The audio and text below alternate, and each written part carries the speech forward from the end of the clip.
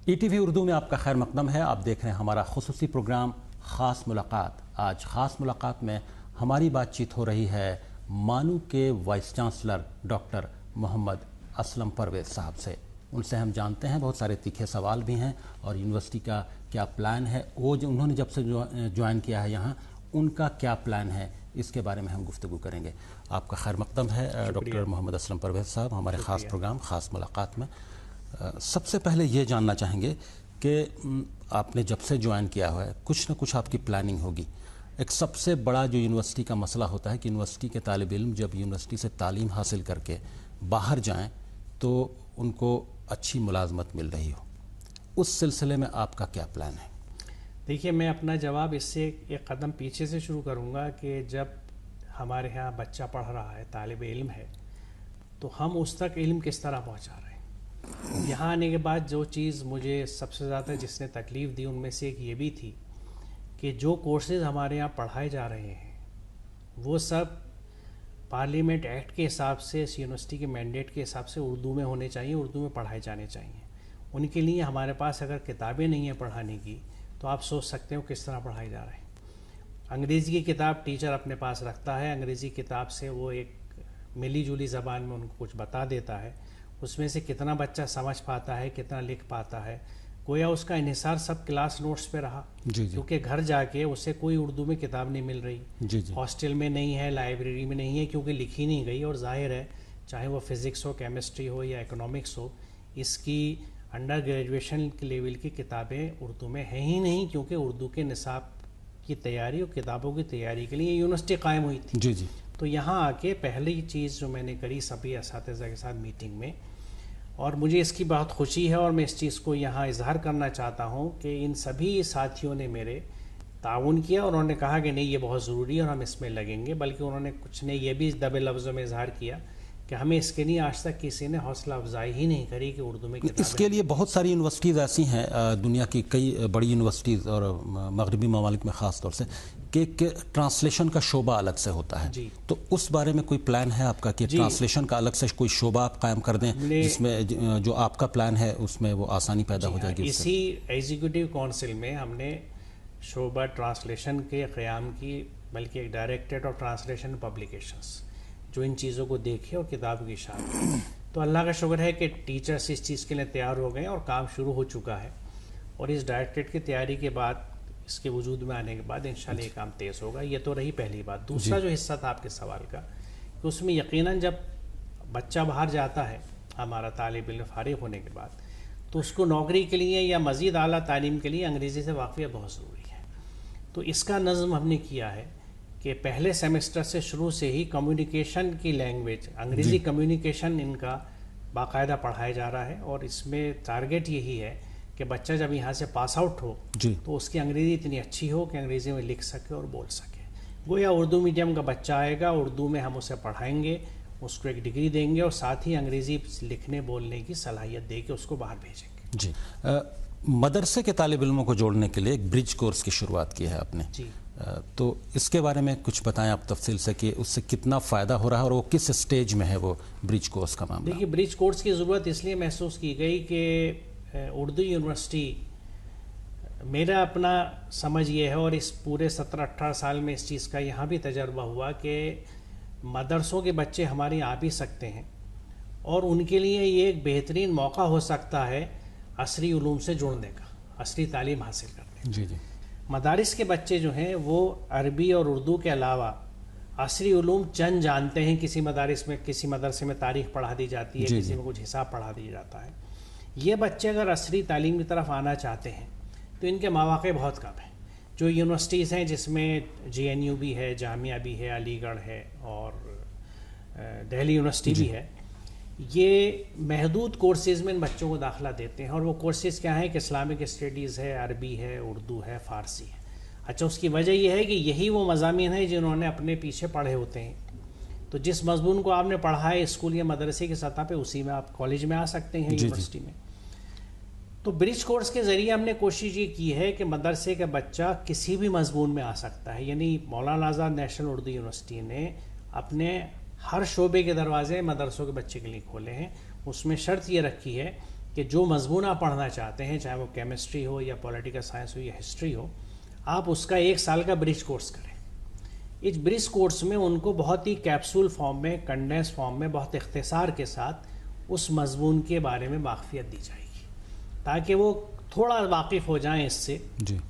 تو ہم اس 1 سال کے برج کورس میں ان کو یہ مضامین سکھائیں گے. اور دوسرے، جیسا میں نے ابھی ذکر کیا کہ برج کورس کے پہلے دن سے ہی ان کو انگریزی کمیونیکیشن سکھایا جائے گا. جی جی. اور اس میں ہم نے ٹارگیٹ یہ رکھا ہے کہ برج کورس کر کے جو بچہ انڈر گریجویشن جوائن کرے، B A, B S C, B com, تو اس میں 3 سال میں وہ اتنی انگریزی سیکھ لیں، یعنی اپنے B A, B S C کے دوسرے سال تک، کہ تیسرے سال کا پرچہ وہ انگریزی میں اٹیمپٹ کر سکیں، لکھ سکیں. جی جی. یہ اس برج کورس کا اب تک کیسا رسپانس رہا ہے آپ کو؟ دیکھیے، برج کورس کا میں آپ سے عرض کروں کہ اس میں ہم نے جو حکومت ہند میں HRD منسٹری کا جو سرکولر ہے، جس کے تحت جو مدرسہ بورڈ سے ایفیلیٹڈ اور ریکگنائز مدرسے ہیں، صرف انہی کے بچوں کو ہم نے اپنے ہاں لینے کا اعلان کیا ہے. تو یہ مدارس بورڈ چند ریاستوں میں موجود ہیں اور ایکٹیو ہیں، جیسے بہار ہے، بنگال ہے، جھارکھنڈ ہے، مدھیہ پردیش ہے. باقی دیگر ریاستیں جس میں آندھرا پردیش اور تلنگانہ بھی شامل ہیں، وہ اس سے جڑے ہوئے نہیں ہیں. تو یعنی ہمارے گرد و نواح کے مدارس کے بچے بھی اس سے فیضیاب نہیں ہو سکتے. تو اس وقت چونکہ یہ ایک باٹل نیک ہے، ایک دشواری ہے کہ ہم صرف انہی مدرسوں کو لے رہے ہیں جو کہ مدرسہ بورڈ سے ایفیلیٹڈ ہیں. جی جی. تو اس میں ریسپانس سرے دست بہت کم نظر آتی ہے. دوسری بات یہ ہے کہ UGC کا حکم یہ تھا، ڈائریکٹیو یہ ہے یونیورسٹیز کو کہ تمام داخلے آن لائن کیے جائیں. جی جی. تو ہمارے بھی سارے داخلے آن لائن ہو رہے ہیں. اب مدرسے جن علاقوں میں ہیں وہاں تو بجلی تک نہیں آتی ہے، نیٹ کہاں سے اویلیبل ہوگا. تو ایک دشواری ہمیں یہ بھی ہے کہ آن لائن ایڈمیشنز کی وجہ سے برج کورس میں مدرسوں کے بچے اپلائی نہیں کر پا رہے ہیں. اردو یونیورسٹی میں عام طور پر چاہے وہ مسلم معاشرہ ہو جو اردو بولتا ہے، از خود وہ یہ آپٹ نہیں کرتے کہ ہم اردو یونیورسٹی میں یا اردو میڈیم سے بچوں کو پڑھائیں.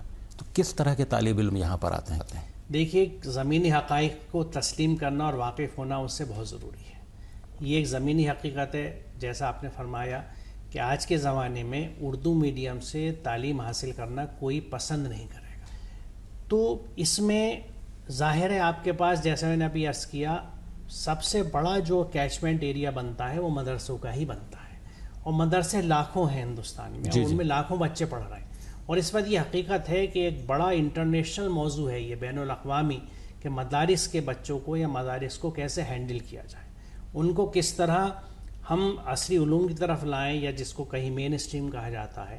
تو میں یہ سمجھتا ہوں کہ یہ اردو یونیورسٹی ایک بہت بڑا گیٹ وے بن سکتی ہے، ایک بہت بڑا چینل بن سکتی ہے مدرسے کے بچوں کو انگیج کرنے کے لیے، ان کو عصری علوم میں لانے کے لیے، تاکہ وہ مین اسٹریم کا حصہ بنے، عصری علوم سیکھیں اور سماج کا ایک پروڈکٹیو حصہ بنے، سماج کا ایسا حصہ بنے جو سماج کو کچھ دے سکتا ہے. تو اسی وجہ سے ہم نے برج کورس بھی شروع کیے ہیں، اور اسی وجہ سے بچوں کو برج کورس میں آتے ہی ہم انگریزی لکھنا بولنا سکھانا چاہتے ہیں، تاکہ وہ گریجویشن کرتے کرتے یہاں سے انگریزی زبان کے بھی اتنے ماہر ہوں کہ وہ باہر جا کے کسی مین اسٹریم یونیورسٹی میں ہائر ایجوکیشن لیں یا جاب مارکیٹ میں جائیں. تو ہمارے یہاں آنے والے بچوں کی تعداد یقیناً مدرسوں کی ہوتی ہے. آپ نے جو کہا کہ جو ریکگنائزڈ مدرسہ بورڈ ہیں انہی کے بچوں کو ہم تعلیم لیتے ہیں، اس پر ہم بات چیت کریں گے آپ سے کہ اس کو وسعت دینے کی اور ضرورت ہے، ورنہ اتنے لمیٹڈ طریقے سے اگر برج کورس میں ایڈمیشن دیا جائے تو تمام جو آپ مقصد بتا رہے ہیں مدرسے کے طالب علموں کو جوڑنے کی، وہ شاید پورا نہیں ہوا. لیکن ہمارے پروگرام میں وقت ہو گیا ایک بریک کا. بریک کے بعد آئیں گے تو اسی گفتگو کو مزید آگے بڑھائیں گے. فوراً حاضر ہوتے ہیں.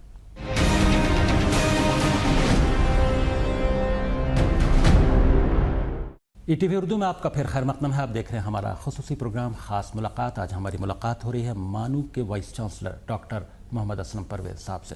محمد اسلم پرویز صاحب، بریک پر جانے سے پہلے ہم لوگ بات کر رہے تھے کہ آپ نے یہ کہا تھا کہ جو ریکگنائزڈ مدرسہ بورڈز ہیں مختلف ریاستوں میں، انہی کے طالب علموں کو آپ ابھی جوڑ رہے ہیں یا برج کورس کے لیے آپ نے الاؤ کیا ہے. کیا اس سے آپ کو لگتا نہیں کہ بہت محدود دائرے میں مدرسہ کے طالب علم، اور آپ مقصد بہت بڑا بتا رہے ہیں لیکن انٹری لیول پہ بہت ہی محدود ہے یہ معاملہ، اس کو کیسے دور کریں گے؟ آپ نے صحیح فرمایا، لیکن دیکھیے اس میں میں کوشش یہ کروں گا کہ اپنے اس تجربے اور کوشش کے بعد ایک تو منسٹری کو، HRD منسٹری کو یہ پورا ایک کیس بنا کے درخواست ان سے کروں گا کہ کم از کم ہمیں یہ اجازت دے دی جائے کہ جن مدارس کو دیگر سینٹرل یونیورسٹیز ایکولنس دے رکھی ہے، جس میں جامعہ بھی ہے، علی گڑھ بھی ہے، کیونکہ انہوں نے اپنی ایکولنس خود دے رکھی ہے، جی تو ہمیں بھی اس چیز کی اجازت دے دی جائے کہ ہم بھی کچھ مدارس کو اپنے حساب سے ایکولنس دے کے اور ان کے بچوں کو داخلہ دے سکیں. تو ایک رخ میں حکومت سے اجازت لینے کی کوشش کروں گا، کیونکہ حکومت کی اجازت کے بنا میں اس کام کو بالکل نہیں کرنا چاہتا، کیونکہ ہمیں قانون کے دائرے میں کام کرنا ہے. اور میں یہ سمجھتا ہوں کہ جس چیز کی اہمیت کو ہم لوگ سمجھتے ہیں، ہماری وزارت بھی سمجھے گی اور ہماری جو وزیر محترمہ ہے وہ بھی سمجھیں گے اور ہمیں اس کی اجازت دی جائے گی. جی دوسری طرف میں یہ بھی کوشش کروں گا کہ ان مدرسوں کو اپروچ کر سکوں، خود جا کے سمجھا سکوں کہ وہ اپنے مدرسہ بورڈ سے ایفیلیٹ ہوں، کیونکہ اس میں انہیں کوئی نقصان نہیں ہے. اور جہاں جہاں جن ریاستوں میں مدرسہ بورڈ نہیں ہے، میں وہاں کوشش کروں گا کہ مدرسوں کے ذمہ داروں سے کہوں کہ وہ کوشش کریں اور اپنے یہاں بورڈ تشکیل کریں، تاکہ ان کے بچوں کے لیے بھی ایک مواقع جو ہے وہ کھل سکے اور وہ یہاں آ سکے اور پڑھ سکے. جی آپ خود سائنس بیک گراؤنڈ کے رہے ہیں، پی ایچ ڈی کی ہے آپ نے باٹنی میں. سائنس کو لے کر آپ کیا سوچتے ہیں ایسٹ یونیورسٹی میں؟ اردو میڈیم سے سائنس کو کتنا فروغ دیا جا سکتا ہے، اور سائنس کو لے کر مانو میں آپ کس طرح کے ایکسپینشن کا پلان رکھتے ہیں؟ دیکھیے، سائنس ہو یا کوئی بھی عصری علم ہو، اس میں آگے جانے کے لیے انگریزی کی اہمیت تو بہت ہے. یہ یونیورسٹی میں یہ سمجھتا ہوں بذات خود ایک برج کا کام کرتی ہے، اور کرنا چاہیے کہ اردو میڈیم سے جو پڑھ کے آئے اس کو آپ مضمون پڑھائیے اردو میڈیم سے، کیونکہ وہ اس کو اردو آتی ہے، لیکن اس کو ساتھ میں انگریزی کی تعلیم بھی دیجیے تاکہ وہ آگے اپنی تعلیم انگریزی میڈیم کے ذریعے جان کر سکے. تو اس لیے میں اس یونیورسٹی کو ایک برج کے طور سے ویژولائز کرتا ہوں. جی اور اس میں سائنسز میں بھی ہم نے یہ چیز شروع کر دی ہے کہ بنیادی کتابیں جو پڑھیں بچے وہ ان کے لیے اردو میں اویلیبل ہوں. جی جی اور اس کے تیاری کا کام بھی شروع ہو چکا ہے. اگنو بہت بڑی یونیورسٹی ہے، دنیا کی بڑی یونیورسٹیز میں سے. اس نے اپنے آپ کو گلوبلی بہت ایکسپینڈ کیا ہے، دوسرے ممالک میں بھی بہت سارے سینٹرز ہیں اگنو کے. کیا مانو کا ایسا کوئی پلان ہے آپ کے آنے کے بعد سے کہ دیگر ممالک کی بات اگر ہم نہ بھی کریں تو عرب اور جو خلیجی ممالک ہیں وہاں اردو داں طبقہ کافی رہتا ہے، وہاں تک کے لوگوں کی بھی رسائی یہاں ہو جائے، اس کے لیے کوئی پلان آپ کا؟ جی دیکھیے، یہ تو مینڈیٹ ہماری ہے کہ نہ صرف ہندوستان بلکہ بیرون ملک بھی ہم اپنے اسٹڈی سینٹرز اور ایگزامینیشن سینٹرز بنا سکتے ہیں. جی جی بلکہ مجھے یہاں کے علم ہوا کہ سعودی عرب میں مانو کا ایک سینٹر چلتا تھا، جس میں وہاں تعلیم بھی ہوتی تھی اور امتحان بھی دیا جاتا تھا. وہ کسی وجہ سے بند ہوا ہے. تو یقیناً میں اس طرف میری توجہ ہے، میں اسے ریوائیو کروں گا، کیونکہ مڈل ایسٹ میں، اور نہ صرف مڈل ایسٹ میں بلکہ بہت سے ممالک ایسے ہیں جہاں پہ کافی اردو داں طبقہ ہے، اور اس میں جو ہماری گھریلو خواتین ہیں وہ اس سے فائدہ اٹھا سکتی ہیں کہ گھر بیٹھے اپنا بی اے یا ایم اے کر سکیں، تعلیم حاصل کر سکیں. مثال کے طور پہ اگر میں حیدرآباد کے تعلق سے بات کہوں تو شکاگو میں بہت بڑی آبادی ہے حیدرآباد کے لوگوں کی جو اردو سے واقف ہیں، یہاں اردو داں طبقہ ہے. تو ان کو اگر ہم ٹارگٹ کریں اور وہاں ہم اپنے کچھ مراکز کھلوا سکیں وہاں کی مقامی انجمنوں کے تعاون سے، تو یہ میرے ذہن میں بھی ہے. اور میں نے کچھ ایسے لوگوں سے بات بھی کی ہے جو شکاگو میں موجود ہیں کہ، اور وہاں پہ اردو کے اخبارات ہیں، اردو کے انجمنیں ہیں. تو اگر وہاں کی کوئی انجمن ایکٹیو ہو اس میں اور پیش قدمی کرے اور اپنے ہاں یہ نظم بنا لے کہ یہ وہاں کانٹیکٹ کلاسز ہو سکیں جس کو وہ لوگ مینیج کریں، کیونکہ یہاں سے ہم اسے مینیج نہیں کر سکتے، نہ ان کی ہم کسی طرح کی مدد کر سکتے ہیں. یہ انہیں اپنے آپ ہی ارینج کرنا ہوگا، کیونکہ ہم ان سے مالی مدد بھی نہیں کر سکتے. ایکسپرٹیز دے سکتے ہیں، اپنا سلیبس دے سکتے ہیں، اور وہاں ایگزامینیشن سینٹر بنا سکتے ہیں جہاں ہم اپنے پیپرز بھیج سکتے ہیں. تو میرے ذہن میں ہے یہ خاکہ، اور مجھے امید ہے کہ اس میں ہم جلدی پیش رفت انشاءاللہ کر پائیں گے. جی انشاءاللہ امید کرتے ہیں. اور ہمارے پروگرام میں وقت ہو گیا ہے ایک اور بریک کا. بریک کے بعد آئیں گے تو کچھ تیکھے سوالات بھی کریں گے ڈاکٹر محمد اسلم پرویز صاحب سے. فوراً حاضر ہوتے ہیں.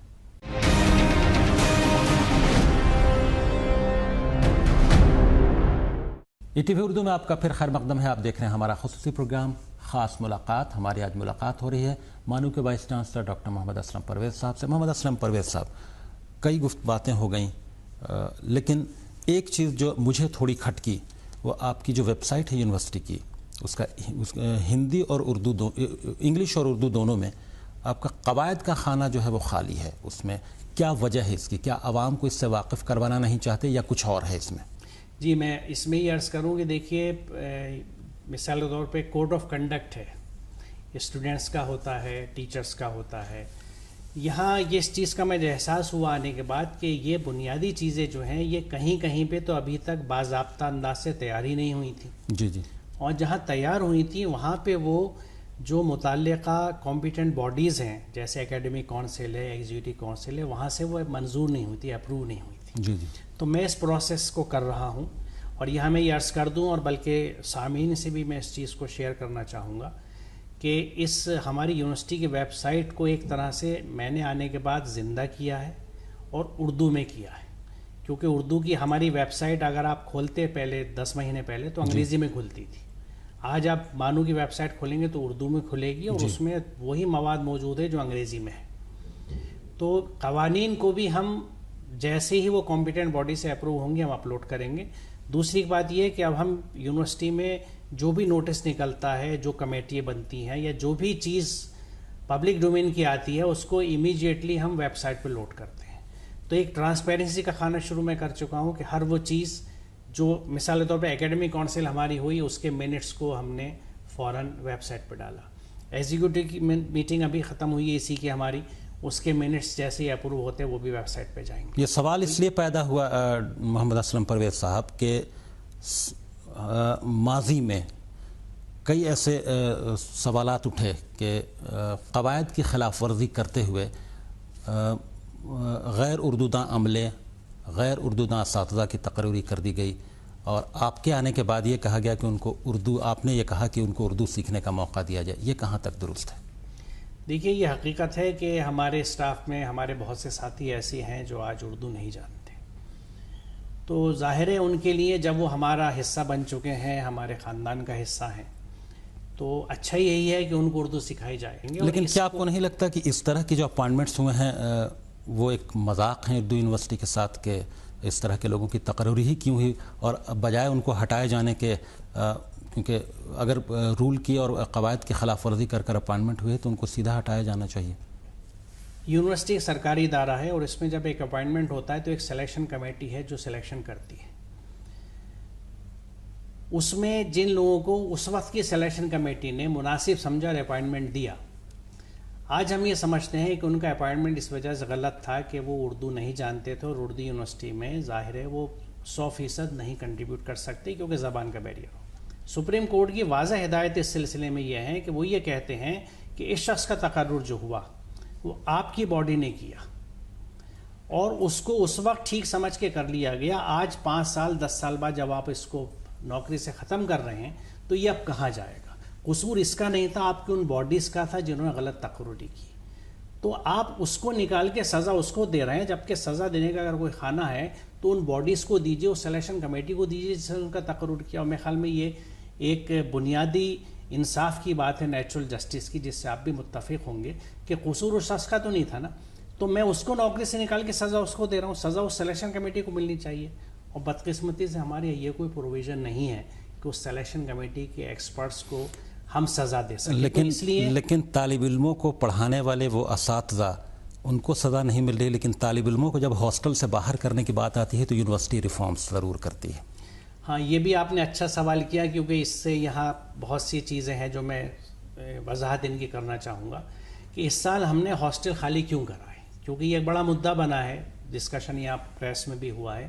پہلی بات تو میں یہ سب کو بتانا چاہوں گا کہ جب بھی ہم ہاسٹل میں بچوں کو ہاسٹل الاٹ کرتے ہیں تو ایک ایگریمنٹ ان سے سائن کرایا جاتا ہے جو ایک نوٹری کے اسٹیمپ پیپر پہ ہوتا ہے، جس میں بچہ اس بات کو مانتا ہے کہ مجھے یہ ہاسٹل صرف جولائی کے مہینے تک، یعنی جولائی سے مئی تک دیا جا رہا ہے، یعنی امتحانات کے بعد میں اس ہاسٹل کو خالی کروں گا. جب کمرہ خالی کروں گا تو پورے سامان کے ساتھ خالی کر کے جاؤں گا.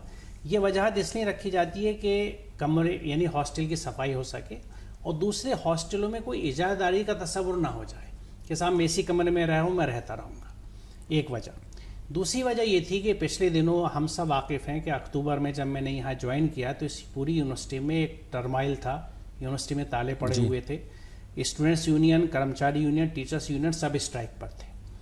تو اس وقت بہرحال نیگوشیشن کر کے یہ سلسلہ ختم ہوا، سب واپس آئے. لیکن میرے جوائننگ سے تھوڑے دن پہلے اسی اسٹرائک کے دوران جو کارگزار وائس چانسلر تھے انہوں نے اسٹوڈنٹس کے ساتھ ایک ایگریمنٹ سائن کر لیا، اور اس میں ان کی بہت سی ناجائز اور بیجا شرائط کو منظور کیا گیا، اور اس میں ایک شرط یہ بھی تھی کہ ہاسٹل کے لیے جتنے اسٹوڈنٹس اپلیکینٹ ہیں وہ چاہے اہل ہیں یا نا اہل ہیں ان کو ہاسٹل دے دیا جائے۔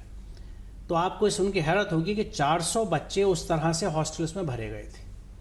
آج اگر ہاسٹل ہم خالی نہ کراتے تو وہ بچے ان کمروں کو گھیر کے رکھتے، اور جو مستحق بچے ہمارے اس سال داخلہ لینے آ رہے ہیں ان کو ہم داخلہ نہ دے پاتے۔ تو اس سال ہاسٹل خالی کرانے کی وجہ یہ بھی تھی کہ ہاسٹلس کو خالی کر کے ہم نے ایک ضابطے تیار کیے ہیں، اور وہ ضابطے ویب سائٹ پہ جائیں گے۔ جی جی، میرے یہاں ہر چیز کھلی ہے، کسی چیز کو چھپانا نہیں ہے۔ ان ضابطوں کے تحت ہم بچوں کو ہاسٹل دیں گے اور آئندہ بھی دیتے رہیں گے، اور ساتھ میں بچوں کو یہ محسوس کرایا جائے گا کہ آپ ایک چیز اگر ایگریمنٹ کرتے ہیں، یہ ہم نے بچوں سے اس پچھلے دنوں بھی بات ہوئی تھی جس میں ہم نے یہ کہا کہ ایک کورس میں اگر بچے کا داخلہ ہو گیا جی جی، تو اس کورس کی مدت کے دوران وہ ہاسٹل میں رہتا رہے گا، بشرطے کہ وہ ہاسٹل میں کوئی بدامنی کی بات نہ کرے، اس پہ کوئی ڈسپلنری ایکشن نہ ہو اور وہ فیل نہ ہو۔ کیونکہ بچہ اگر پڑھنے کے لیے آیا ہے اور وہ ہاسٹل میں رہتے ہوئے فیل ہو رہا ہے، دوسری طرف ایک ایسا بچہ ہے جو اچھا پڑھ رہا ہے لیکن ہاسٹل میں جگہ ہونے کی وجہ سے باہر رہ رہا ہے، کیونکہ ہمارے پاس ہاسٹل کم ہے، ہم ہر بچے کو ہاسٹل دے نہیں سکتے۔ جی جی، تو اس میں ظاہر ہے ہمیں کچھ کرائٹیریا کرنا پڑے گا، اور اس میں تعلیم ایک بڑا اہم مدعا ہے۔ اسٹوڈنٹس یونین کو لے کر آپ کا کیا خیال ہے؟ کیا طلبہ کو یونین میں ایکٹیو ہونا چاہیے، یونین سے جڑنا چاہیے؟ جو کنسٹرکٹیو کام ہے یونین کا، دیکھیے کنسٹرکٹیو کام کے لیے یونین کے لیے میں کتنا سپورٹ کرتا ہوں اس کا ثبوت یہ بتاؤں کہ اتنے پورے ہنگاموں کے بعد جب یونیورسٹی میں نے وائس چانسلر جوائن کیا، جس میں تینوں یونینیں ہڑتال پہ تھیں، تو میں نے اپنے جوائن کرنے کے 10 دن بعد ہی الیکشن کا پروسیس شروع کرا دیا اور فوراً یونین کا الیکشن کرایا۔ لیکن میں ذاتی طور سے یونین کے یا اسٹوڈنٹس کا پولیٹیسائزیشن کو پسند نہیں کرتا کہ سیاست یونین کے ذریعے دارائے یونیورسٹی کے اندر، کیونکہ اس میں پھر اصولوں کی بات نہیں ہوتی، مفادات کی بات ہوتی ہے۔ ایک اور جو کافی جس کی آج کل جو بات چرچے میں ہے وہ یہ کہ یونیورسٹی میں مانو میں وائی فائی کی تنصیب کو لے کر، کتابوں کے اشاعت کو لے کر کرپشن کے بہت بڑے الزامات لگے تھے۔ اس کے لیے یونیورسٹی نے ایک جانچ کمیٹی بھی بنا دی تھی، اس کی رپورٹ کے بارے میں آپ کیا کہیں گے؟ اس کی حتمی رپورٹ کب تک آ رہی ہے؟ دیکھیے میں آپ سے عرض کروں کہ جو چیزیں میرے سامنے آئیں اور جن کی ویجیلنس رپورٹس میرے پاس آئیں، میں نے ان کے لیے انکوائری کمیٹی قائم کری۔ پہلے میں اس بات کی وضاحت کروں کہ میں اگر ان معاملوں کو دبانا چاہتا تو میں انکوائری شروع ہی کیوں کراتا؟ میں شروع سے اس چیز کو اگنور کر دیتا۔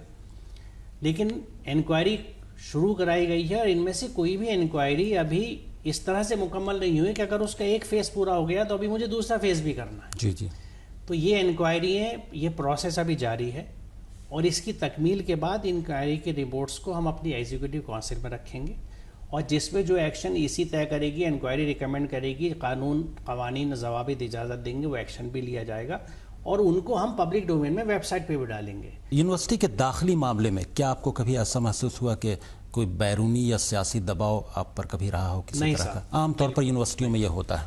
میں یہاں بلا تکلف یہ بات کہنا چاہوں گا کہ کسی بھی طرح کا بیرونی یا سیاسی حکومت کی طرف سے یا کسی سیاسی جماعت کی طرف سے میرے اوپر کوئی دباؤ نہیں ہے، نہ ہوا ہے، اور نہ کسی چیز میں رکاوٹ پڑی ہے۔ بلکہ حقیقت یہ ہے کہ مجھے یہاں کہنے میں کوئی عار نہیں ہے کہ ہمارے ہر معاملے کو، ہماری ہر اسکیم کو، ہماری ہر ڈیمانڈ کو حکومت بہت آرام سے پورا کرتی ہے، اور ہمیں اس طرف سے کوئی دشواری نہیں۔ جی، اب ہم امید کرتے ہیں کہ آپ جس مقصد سے آئے ہیں یہاں پر آپ اپنے مقصد میں کامیاب ہیں۔ بہت بہت شکریہ ڈاکٹر محمد اسلم پرویز صاحب ہمارے پروگرام میں شامل ہوئے۔ بہت شکریہ۔